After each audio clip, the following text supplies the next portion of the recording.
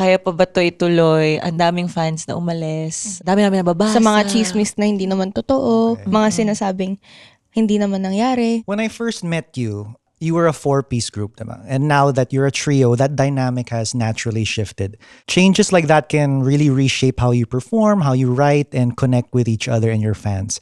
How has this evolution influenced who G22 is today? It's one of our palaban moments as a group na we were able to bounce back from what happened and stronger than ever. We felt more complete. Na yun talaga yung dapat mangyari. Before namin makuha yung mga blessings na nakukuha namin Yes. ngayon, it had to happen.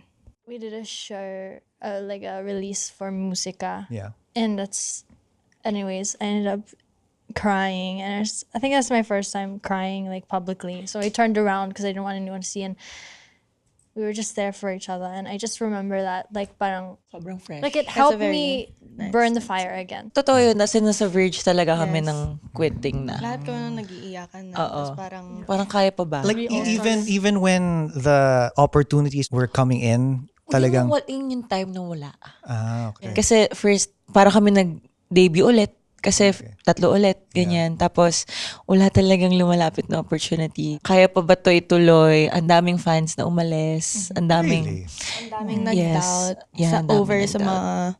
mga Yan, dami namin nababasa. sa mga chismis na hindi naman totoo, mga sinasabing hindi naman nangyari, hindi totoo. Ang bigat din ang araw, like when we wake up to keep Yes. training and we're thinking like, Totoo. what are we gonna train for? Do we have a new single? Or And the only then- things that were bringing us up was each other. When we would look at each other, it's like, I can't fail you, I can't Yeah, fail yeah, you, yeah. we can't fail each other. Nasa isip namin na hindi pwedeng Hindi ko naman mag-quit. pwedeng iwan to. Hindi pwedeng iwanan yung isa't isa. And then, China came. Very They inquired, yeah. They inquired. China inquired na Siyempre nakakagulat siya at that time kasi wala masyadong lumalapit na opportunities. Then biglang yung China show ni Exole, gusto kaming pinapunta pag-performin doon. represent. Yeah. ganyan. The brands came after.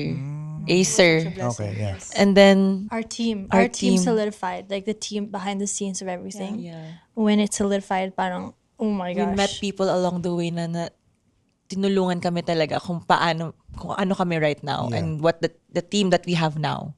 And yeah, so grateful. Yeah, you know what? That's so surprising for me because on my end, I always thought na you girls were just going higher and higher and higher. I've seen you like on social media performing all these big stages and all of these new brand partnerships. So I would never have thought na you had that little time of uncertainty. For those that stood by us, we didn't want to make them feel like we're weak. We wanted to be strong for them. We wanted to show na we can still do this for you and each other. So we were, Like showing up talaga. yeah, Parang ganun. even sa mga interviews when they would ask us what's happening, we would try to be as normal as possible. Yes.